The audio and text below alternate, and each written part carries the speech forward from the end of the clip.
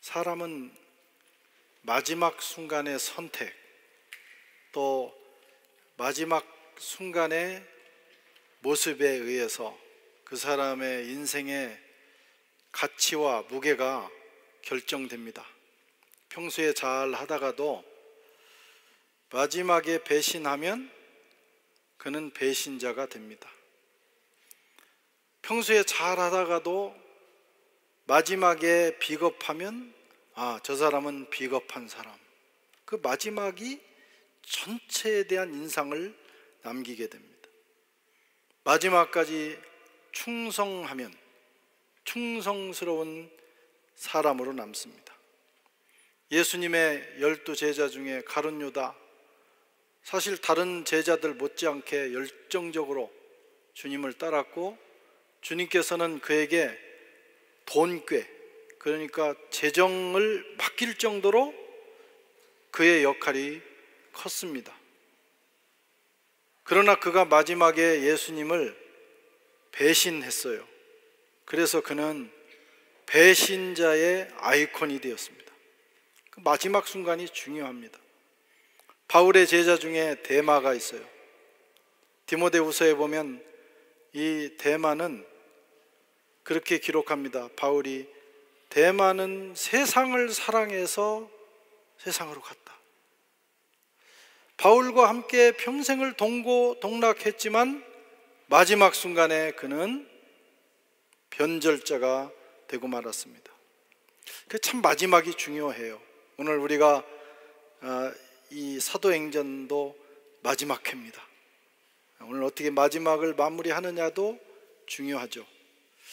바울에게 있어서도 마지막 우리에게 자신의 모습을 보여주는 순간입니다. 바울은 우리에게 어떤 모습으로 남아있을까요?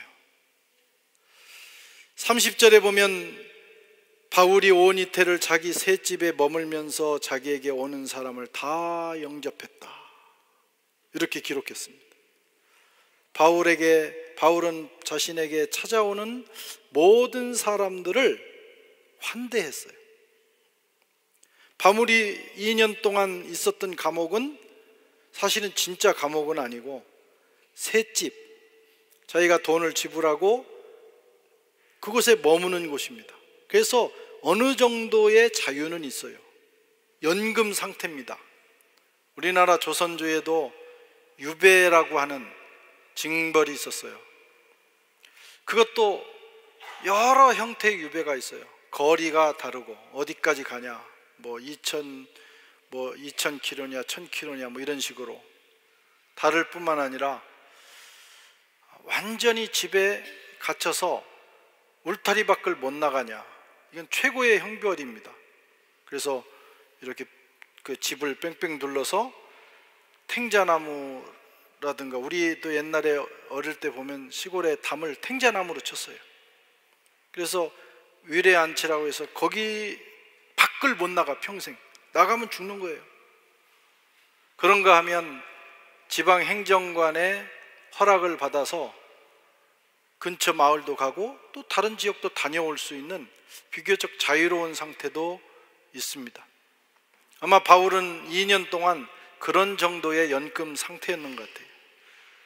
바울에게 많은 사람들이 찾아왔습니다. 유대 지도자들도 왔고 로마의 군인들도 왔고 또 그리스도인들은 당연히 왔겠고, 새로 크리스찬이 된 새신자들이 바울을 찾아왔어요. 그때마다 바울은 그들을 기쁨으로 맞이했어요. 환대했다, 이런 말씀입니다. 바울은 비록 감금된 셋집 감옥에 있었지만 그의 마음은 감금되지 않았습니다. 그의 마음은 마지막 순간까지도 열려 있었어요. 열린 마음. 이것이 바울이 우리에게 보여준 마지막 모습입니다. 그는 마지막 순간까지 열린 마음을 가지고 자신에게 찾아오는 모든 사람들을 환대했다. 사람은 자신의 삶이 힘들고 어려울 때, 인생이 꼬이고 복잡할 때 다른 사람을 영접할 만한 여유나 그런 넓은 마음을 갖기가 쉽지 않습니다. 버겁고 힘들잖아요. 귀찮고 때로는 부담스럽기까지 합니다. 그 사람들 중에는 바울을 배신했던 사람도 있을 거예요. 배신에 대한 기억.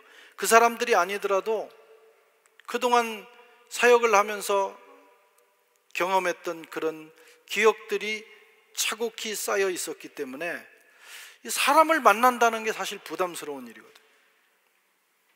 거절당한 상처, 오해와 비난, 특별히 동족들로부터 받은 그 비난과 오해, 막 악의적인, 오늘날로 말하면 악플, 앞에 와서 막 데모하면서 인신공격, 이런 것들을 다 바울이 받았기 때문에 사람을 향해서 마음을 이렇게 열기란 쉽지 않습니다. 우리가 목회와 선교 사역을 하면서 사실 가장 어려운 게 뭐냐? 일이 많은 게 어려운 게 아니에요. 일하다가 피곤하면 쓰러지면 되는 거예요. 자면 되는 거예요. 좀 아프면 되는 거예요. 제일 어려운 것은 사람으로 인한 스트레스입니다. 선교사들을 만나보면 대부분 그 나라와 그 문화를 사랑합니다. 어느 나라든지 가가지고 거기 사는 뭐 선교사뿐만이 아니겠지만 그 나라에 가서 그 나라 사는 사람들에게 그 나라를 아유 여기는 왜 이래? 자꾸 그러면 좋은 대우 못 받습니다. 왜? 자기도 모르게 거기에 살면서 그 문화와 역사와 환경을 사랑하는 마음이 생기기 때문이에요. 저도 이 프랑스에 살면서 한국에서 온 손님들이 대뜸 프랑스를 비난하거나 아니면 불편하게 말하는 사람들이 있어요. 아 여기는 왜 이렇게 더럽냐고. 그게 원래 파리예요. 왜 더러운 게 아니고. 아유 개똥이 많다고. 한국에서 오랜만에 만나는 분들 중에도 만나서 좋은 얘기하면 얼마나 좋겠어. 너무너무 그 프랑스에 갔던 파리에 갔던 그 기억이 너무 좋다고 그러면 내가 차라도 한 잔 더 사는데 만나자마자 거기 완전히 실망했다고 그러고 막 너무 비가 많이 올 때 왔으니까 비가 오는 거지. 그러고 개똥이 많다고 그러고 많기는 많죠. 그래도 올림픽 이후에 진짜 많이 없어졌어요. 그리고 개똥도요 영성이 깊어지면 안 밟습니다. 제가 지난주에도 우리 독일에서 만난 분들이 또 뭐 프랑스 어쩌고 그러더라고. 그래서 그런 얘기 했어요. 기도가 깊고 영성이 깊으면 개똥도 피해가요. 뭘 그걸 좋게 생각하면 되는데 막 그 나라 어쩌고 저쩌고 하면 싫어. 그러니까 이 프랑스가 내 나라도 아닌데 내가 여기 와 사역하면서 이 하늘 아래 산다는 이유로 나도 이 나라의 문화와 역사와 환경을 존중하고 사랑하게 돼요. 진짜 거의 반은 프랑스인이 된 것 같아요.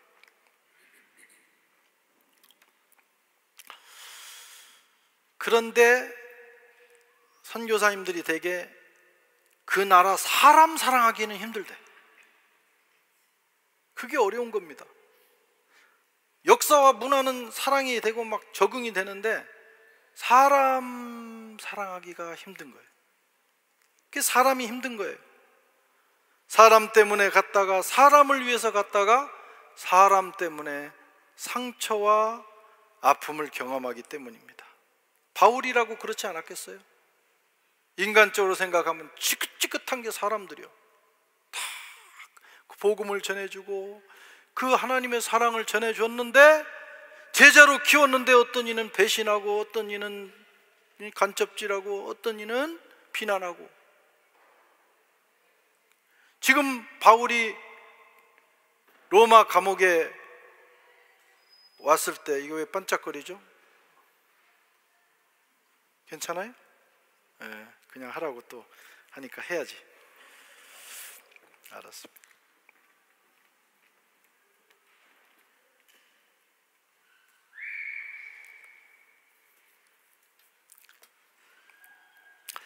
바울도, 여러분 바울 입장을 생각해 보세요. 뭐 여행, 그 장거리 여행도 힘들었겠지만 진짜 바울이 힘들었던 것은 사람들입니다. 고린도 교인들이 얼마나 속을 새겼어요. 유대인들, 동족들이 얼마나 이유도 없이 와가지고 괴롭힌 거예요.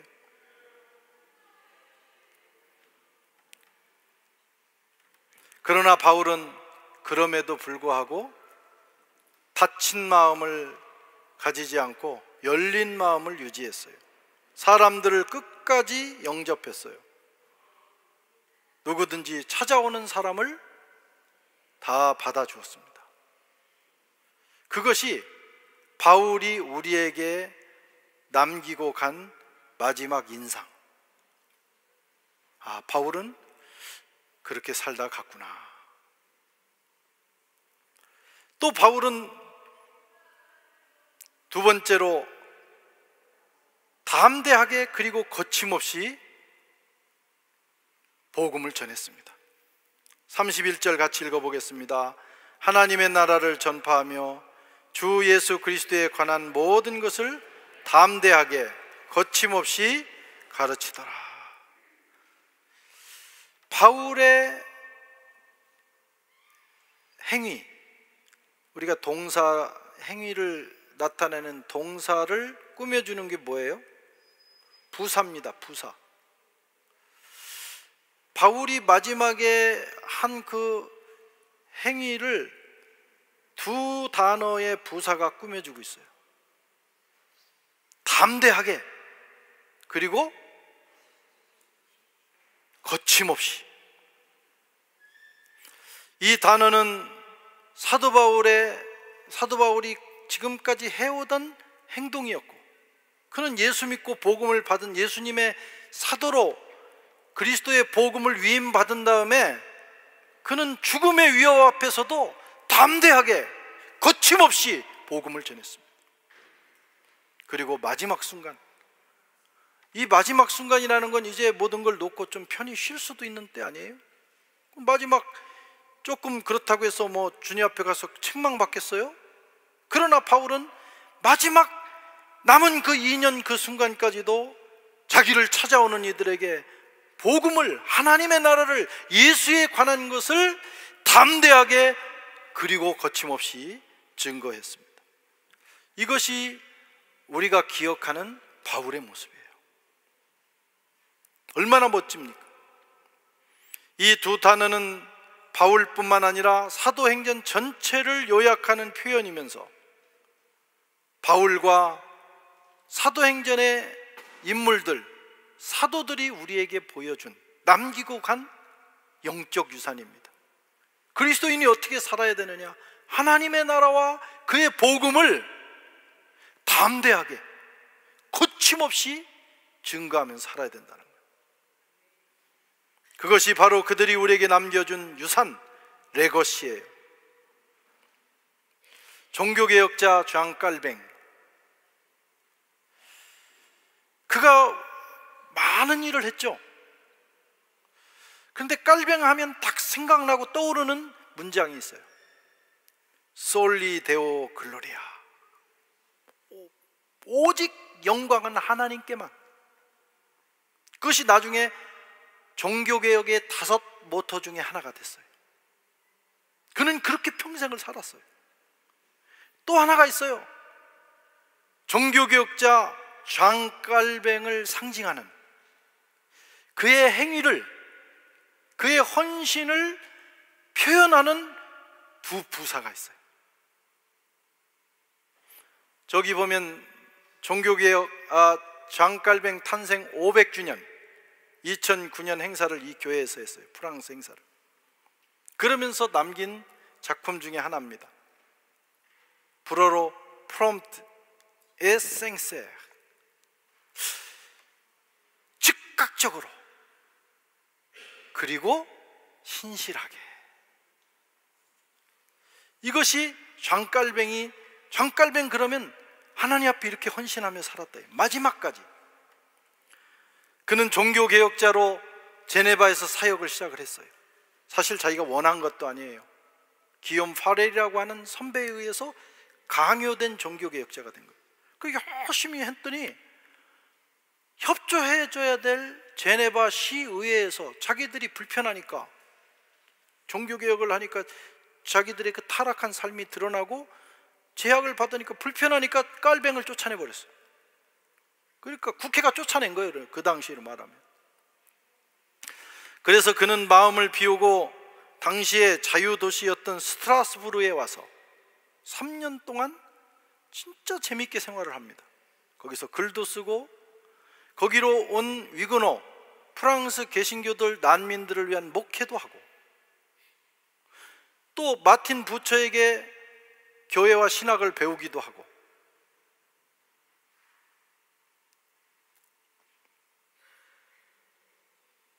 그리고 혼인도 했어요. 그 재밌게 알콩달콩 거기서 글 쓰면서, 학자니까 글 쓰면서 재밌게 살고 있었는데, 제네바가 깔뱅이 없으면 안 되는 상태가 됐어요. 그래서 그들이 다시 결의를 해서 깔뱅을 초청한 거예요. 사람들이 참 염치도 없어요. 쫓아낼 때는 언제고 필요하면 또 땡기는 거예요. 깔뱅이 심정이 어떻겠어요? 깔뱅도 인간이거든요. 스트라스부르의 안정된 생활 얼마나 좋아. 이걸 놓고 간다는 거 쉽지 않아요. 거기다가 그 제네바 사람들에 대한 좋지 않은 기억, 시의회로부터 받은 그 상처, 얼마나 매정한 말을 하면서 그를 쫓아냈겠어요. 그리고 앞으로 펼쳐지게 될 인간적인 두려움, 실제로 깔뱅이 다시 돌아간 다음에 경제적으로 굉장히 어려운 시간을 보냈어요. 깔뱅의 부인은 그 없는 살림을 가지고 쪼개서 사느라고 죽을 고생을 하게 됩니다. 이런 것들이 그의 결단을 막았어요.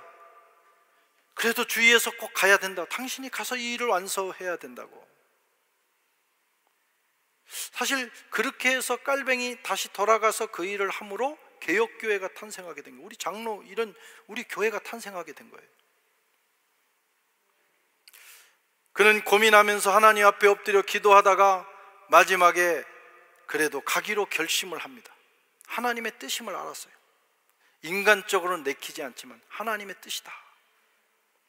그때 그는 가겠다는 말을 하며 이렇게 글을 씁니다.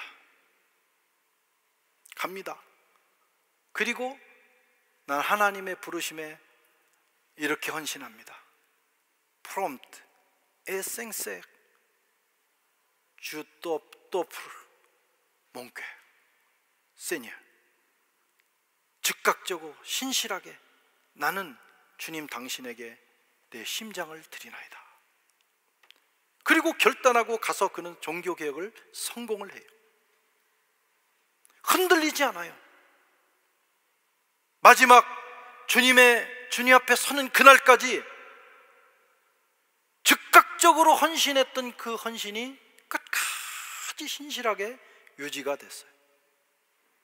우리는 그래서, 역사는 그래서 깔뱅을 하나님을 위해서 즉각적으로 끝까지 신실한 개혁자로 기억하고 있습니다. 우리도 그 후손이에요. 영적 후손.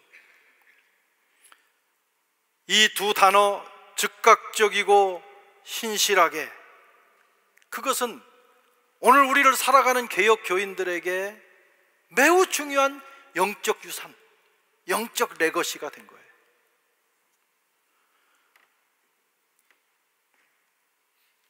여러분들은 언젠가 누군가가, 우리 다음 세대가, 아니면 여러분들의 자손들이 여러분들을 어떻게 기억하게 될지 생각해 보셨나요? 아유, 죽은 자는 기억이 사라진다 그러고 아무 기억이 없이 가는 사람도 있지만, 최소한 한 단어, 두 단어, 우리 부모님은 하나님 앞에서 이렇게 살았어 라고 하는 어떤 단어 하나는 남기고 떠나야 돼요. 우리가 많은 재산과 많은 유산은 남기지 못한다 할지라도 영적 유산, 사실 이것이 더 영향력 있는 것입니다. 우리 어머니 아버지는 이런 분이었어. 우리 어머니 아버지는 이렇게 살았어. 그게 자녀들을 위해서뿐만 아니라 하나님을 위해서 우리 부모님들이 이렇게 살았어. 그 두 단어만 남길 수 있으면 사실 교회 가라, 예수 믿어라 뭐 잔소리 안 해도 그것이 영향이 돼서 우리 자녀들이 주님 앞에 서게 되는 거예요. 우리는 그것을 영적 유산으로 남기고 떠날 수 있어야 됩니다. 나의 마지막 이미지가 무엇일까? 그들이 기억하는, 나를 기억하게 만드는 마지막 한두 단어가 무엇일까? 여러분, 인생은 사실 그거 하나 남기고 떠나는 거예요. 깊이 생각하는 저와 여러분들 되시기를 바랍니다. 또 사도 바울은 선교 여행과 교회를 돌볼 제자들을 양육하는 일을 하고 있었어요. 아니, 감옥에서 갇혀있는 이 짧은 2년 동안 그 짬을 내가지고 또 선교여행도 했어요. 우리는 선교여행 그러면 사도행전에 나온 1차, 2차, 3차가 있어요. 그러나 학자들에 의하면 바울은 4차 또는 5차 선교여행을 한 것으로 보고 있습니다. 사도행전은 그냥 감옥에서 자기를 찾아오는 자들에게 하나님의 나라와 예수에 관한 것을 막 전하면서 사도행전은 끝나지만, 바울이 처형될 때까지 그는 두어 차례의 선교여행을 했어요. 계속적인 선교여행. 그의 몸이 잠시 자유로운 시간이 있었나 봐요. 그러니까 행정관의 허락을 받고 다른 지역을 다녀올 수 있는 그런 상황이 되었습니다. 그가 다녀온 곳은 여러 가지입니다. 먼저 에베소를 다녀온 것으로 추정이 돼요. 에베소는 지금 로마에서 에베소를 가려면 그리스를 지나서 터키로 가야 되니까 꽤 먼 거리예요.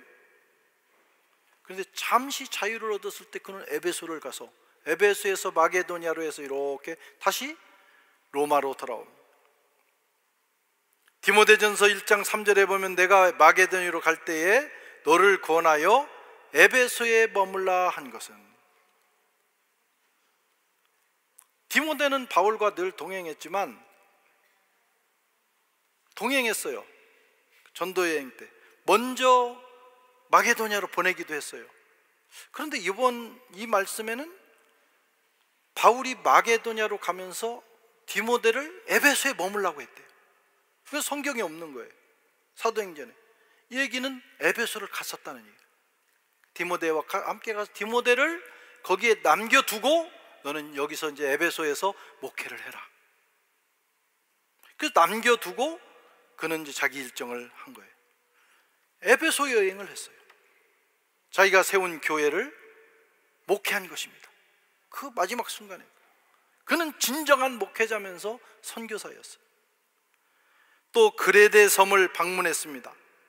디도서 1장 5절 내가 너를 그레데에 남겨둔 이유는, 그레데는 그리스 옆에 있는 커다란 섬 크레타 섬입니다. 고대 문명의 굉장히 중요한 섬이에요. 크레타 섬. 거기에 디도라고 하는 제자를 남겨두고 목회자로 세웠어요. 여기도 그곳에 다녀왔을 것이다라는 근거가 됩니다. 그리고 또 한 곳 니고볼리가 있어요. 디도서 3장 12절 같이 한번 읽어보겠습니다. 내가 아데마나 두기고를 내게 보내리니 그때에 내가 급히 니고볼리로 내게 오라. 내가 거기서 겨울을 지내기로 작정하였노라. 이 디도서는 옥중에서 쓴 편지 중에 하나예요. 로마에서. 그런데 겨울을 어디서 난다는 거예요? 니코폴리라고 하는 도시에서 난다는. 이 니코폴리는 이태리에서 그 지중해를 넘어가지고 어디냐면 그리스 서북부 지역에 있는 도시입니다. 우리는 잘 몰라. 이 니코폴리는 뭐 데살로니카라든가 네아폴리라든가 이런 데는 알지만 니코폴리는 잘 모르지만 여기는 굉장히 중요한 도시예요.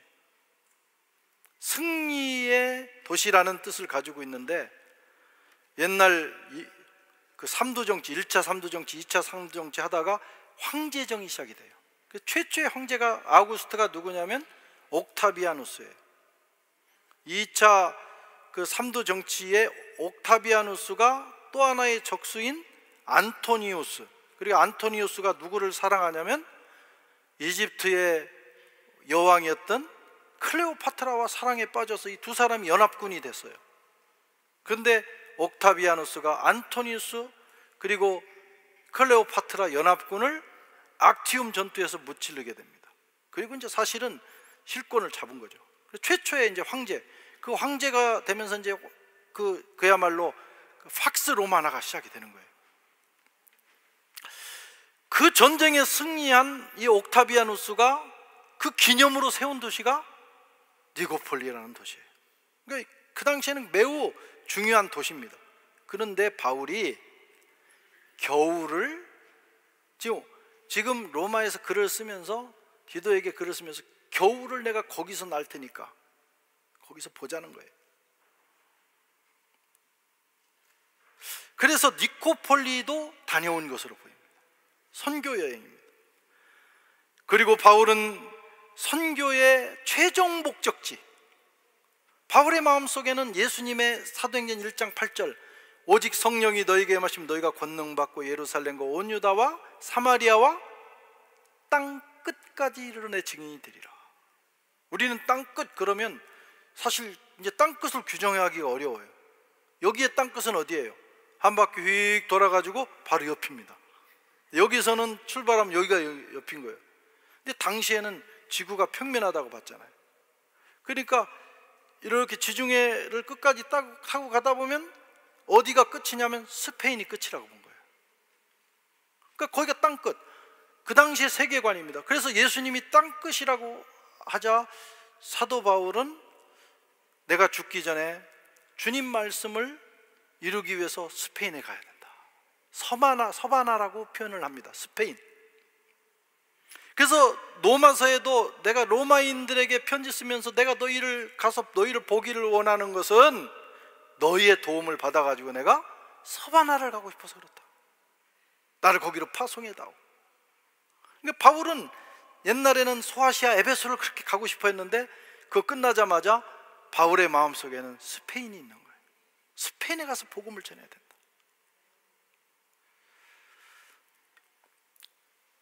바울이 스페인을 갔을까요? 못 갔을까요? 성경에는 없어요. 그런데 그 후의 역사의 기록에는 여러 가지 근거가 나옵니다.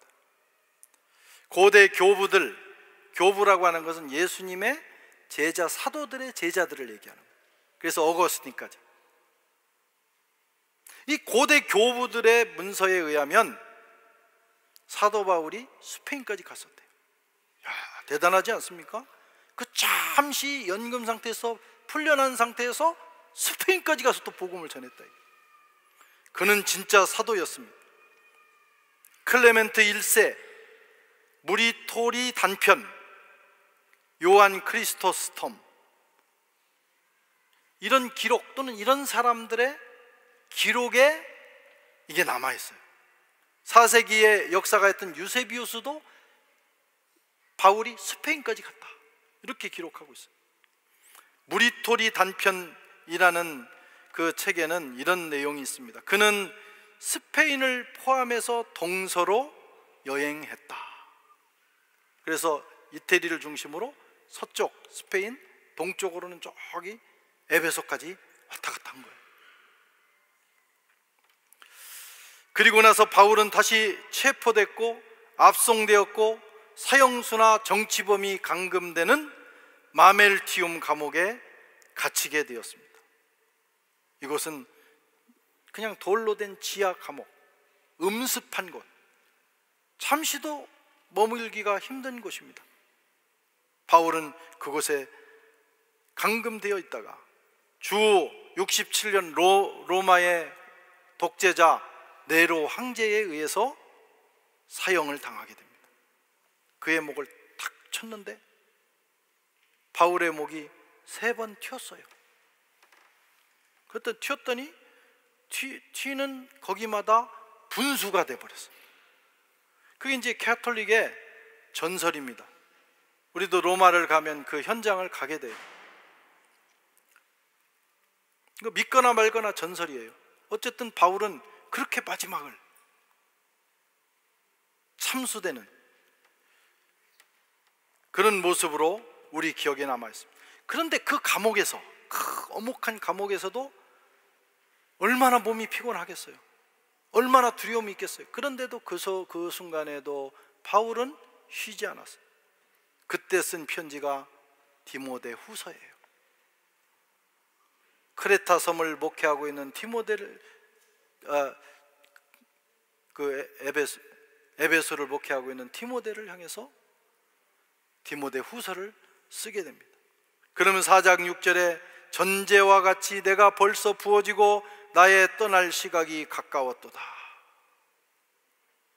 자기가 이제는 쏟아놓을 것은 다 주님을 위해서 쏟았다. 그리고 이제는 주님 만날 시간이 가까웠다. 이렇게 고백하는 것을 봅니다. 마지막까지 선교하는 모습, 이게 진짜 바울의 위대한 모습이에요. 그는 여전히 제자를 양육했고 목회를 위임했습니다. 교회 세워놓고 그냥 나몰라라 하지 않았어요. 골로새 교회를 위해서 에바브라와 빌레몬을 세웠고, 에베소 교회를 위해서 또 디모데를 세웠고, 그레데 교회를 위해서 티도라는 걸출한 제자를 세웠어요. 그리고 편지를 썼어요. 그것을 목회서신이라고 해요. 디모데 전후서, 디도서, 이거 다 감옥에서 쓴 거예요. 그래서 바울이 우리에게 남긴 인상은 마지막까지, 마지막 목이 잘리는 순간까지 하나님께서 그에게 허락하신, 명령하신 그 사명에 충실한 모습, 우리가 기억하는 바울의 모습입니다. 저는 파리에 온 지 벌써 30년이 됐어요. 30년이 이렇게 빨리 지날 줄은 몰랐어요. 30대 팔팔할 때 왔는데 작년에 해갑이 지나버렸어요. 60 한나요. 60 넘으니까 또 세월이 왜 이렇게 빠른지 몰라. 너무너무 빨리 지나가 버렸어요. 그래서 본능적으로 저도 인간이니까 노후를 생각합니다. 은퇴 이후에는 어떻게 하지? 뭘 하며 살지? 그때 어떻게 살지? 등등. 그래서 알고리즘이 자꾸 내 마음을 아는지 유튜브도 그런 것만 띄워줘. 이놈의 새끼가 이게 아주 그냥 좋은 거룩한 거 뭐 이런 거 안 띄워주고 그래서 자꾸 이제 보게 되고, 그러면서도 별 걱정 다 하네 하는 내 자신을 보게 됩니다. 요즘 선교대회에 가면 가장 뜨겁게 열광적인 반응을 일으키는 강의가 뭐냐면 뭐 디아스포라, 위그노 이런 것보다는 선교사 노후는 어떻게 살 것인가, 노후 대책, 이런 게 막 열광적이에요. 특히 한국교회가 80년대 90년대 막 부흥하면서 선교사들을 많이 보냈고 선교사들이 전설적으로 일을 했어요.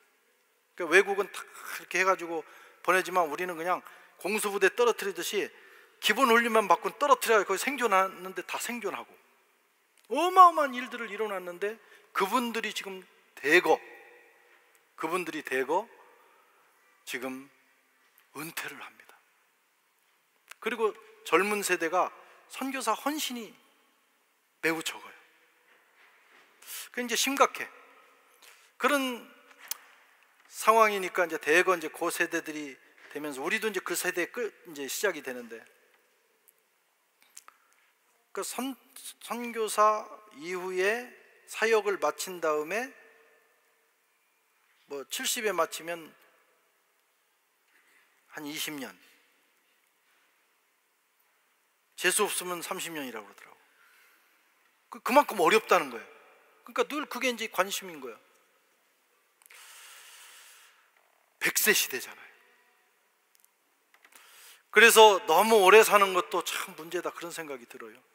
왜냐면 옛날 같으면 딱 한 70쯤 하면 1, 2년 살다가 부름 받으면 되는데 요즘은 그렇지 않아요. 그래가지고 이 나머지 30년 동안 자기가 30년 또는 평생을 살았던 것을 다 망칠 수가 있어. 그때 그 마무리를 잘하고 딱 아쉬울 때 딱 가야 되는데, 이게 우리가 이제 오래 살잖아요. 거기다 또 치매까지 걸려가지고 막 딴소리하고, 나는 그게 제일 걱정이에요. 내 기도는 하나님, 나중에 나이가 들어서도 열심히 아프리카나 어디 가서 열심히 복음 전하다가 그냥 말라리아 걸려서 죽게 하여 주옵소서. 그랬더니 아프리카에 우리 권사님들이 그래요. 제발 그런 소리 하지 마세요. 우리도 귀찮아요. 그 아프리카 이 마지막 마무리가 중요하거든요.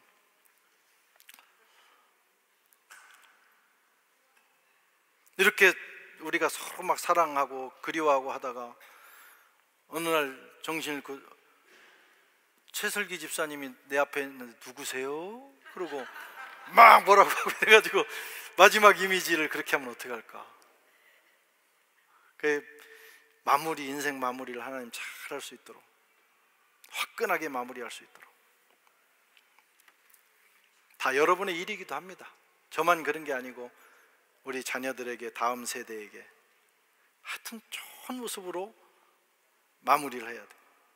저는 이제 사도행전을 하면서, 사실 사도행전 여러분들은 각 빠지기도 하고 듣지만 저는 75회를 제가 다 준비했잖아요. 하면서 사실은 이 사도행전 2년을 하면서 제가 많은 은혜를 받았어요. 저는 여기 처음에 올 때 그냥 교회에서 가라고 해서 왔어요. 선교사는 생각도 안 했는데 선교사로 보냈어요. 나는 한국에서 개척하는 게 꿈이었어요. 물론 여기서 개척도 하는 하나님이 은혜를 주셨지만, 그러니까 오랫동안 내가 선교사인가? 남들은 뭐 그렇게 부르기는 하는데 내가 선교사인가? 뭐 선교사가 그렇게 좋은 건가? 뭐 그런 의심이 늘 내 속에 있었어요. 그리고 사실 아이고 선교사님 이렇게 부르는 사람도 그 사람 마음은 그렇지 않다는 걸 내가 알아요. 에이 파리에 뭔 선교사가, 그 마음 읽어줘. 그러니까 이 정체성의 혼란도 있었고, 한국에서 목회를 그래서 많은 일을 하는 게 그게 멋진 일이지, 뭐 이 선교사 늘 구질구질하게 살면서 말이지 막 아쉬운 소리 하면서 그렇게 사는 게 뭐가 멋질까, 그런 생각도 해보고. 유럽이 선교지라고 얘기하기가요 처음엔 되게 민망했어요. 선진국인데, 신학의 나라인데, 2000년 동안 기독교 크리스텐덤이었었는데, 아니 여기를 선교지라고 얘기하기가, 저 아프리카 뭐 아시아 캄보디아 이런 데는 얘기만 하기도 전에 벌써 사람들이 감격하고 나서는데, 여기는 20년 30년 동안 설명해봐야 조금 감동받았다가 또 그만 잊어버려. 이게 하나님이 선교사로 보내려면 저기 어디 다른 데로, 이런 데로 보내가지고 아주 복잡한 시츄에이션을 만들어 주셨나. 그러니까 나도 이제 글도 쓰고 막 저널에 내고 뭐 그 특강도 하면서 나도 마음속에 유럽이 선교지지, 내가 여기를 왜 죽어야지, 그런 마음은 없었어. 그리고 선교사가 너무 좋다, 하나님 나를 선교사로 불러준 거 너무 감사하다. 제 신분이 선교사예요. 총회 파송 선교사 로서 여기 와서 한인 목회를 하면서 한불 선교 협력을 하는 코디네이터예요. 그런데 이 사도행전을 강의하면서 많은 내면의 문제들이 해결됐어요. 그래서 제가 은혜 받은 거예요. 여러분 혹시 못 받으셔도 괜찮아요. 그래도 성공한 거예요. 내가 변한 거예요. 그래서 바울 바울처럼 산다는 것이 얼마나 영광스러운 일인가. 바울에게 붙여졌던 선교사라고 하는 타이틀이 우리 교회에서는 단기 선교만 가도 지금 선교사님 이렇게 부르잖아요. 그게 사실은 그냥 비전 트립이에요. 그걸 공식적으로는 그렇게 부르질 않아요. 근데 우리는 그 짧은 기간이지만 선교사라는 이름을 가지고 가는 거예요. 얼마나 감격스러운가를 알아야 돼요. 근데 저는 그게 공식 선교사가 됐는데도 그런 감격을 몰랐는데, 이 사도행전을 해가면서 마무리가 돼가면서 서서히 하나님이 나를 가장 영광스러운 직분으로 부르셨구나 하는 것을 알게 됐어요. 생명이 주어지는 날까지 하나님의 나라와 주님의 의를 위해서 내게 주신 선교의 사명을 잘 감당해야 되겠다. 진짜입니다. 그런 마음이 생겼어요. 그 증거가 뭐냐면,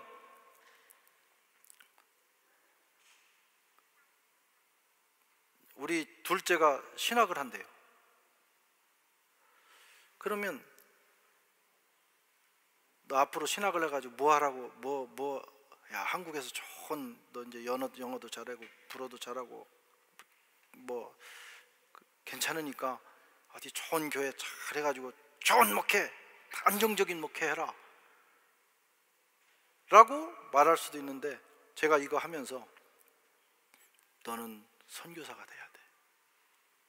뭐 지는 받아들이든 안 받아들이든 관계없어요.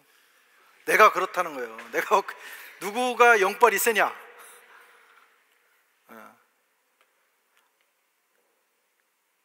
지금은 몰라도 이게 거친 삶이고 때들은 떠돌이 삶이고, 그래도 한 번 사는 인생 말이죠.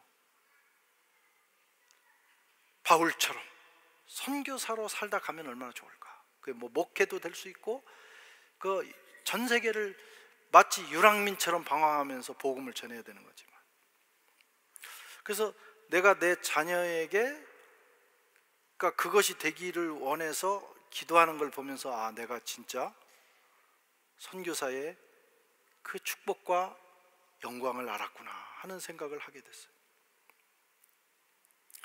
이것은 저만의 일이 아닙니다. 저와 여러분들, 우리 모두는 하나님에 의해서 콜링 됐어요. 하나님의 나라와 주의 복음을 때를 얻든지 못 얻든지 땅끝까지 이르러 증언하라. 이게 주님이 저와 여러분들을 부르신 거고 우리에게 위임하신 일입니다. 우리는 그래서 젊은 선교사든지 아니면은 여러분들이 일상생활을 하는 직업 전선에 있든지, 우리 모두는 복음을 들고 나가는 선교사들인 거예요. 하나님이 그렇게 우리를 부르셨어요. 그 사명을 감당해야 됩니다.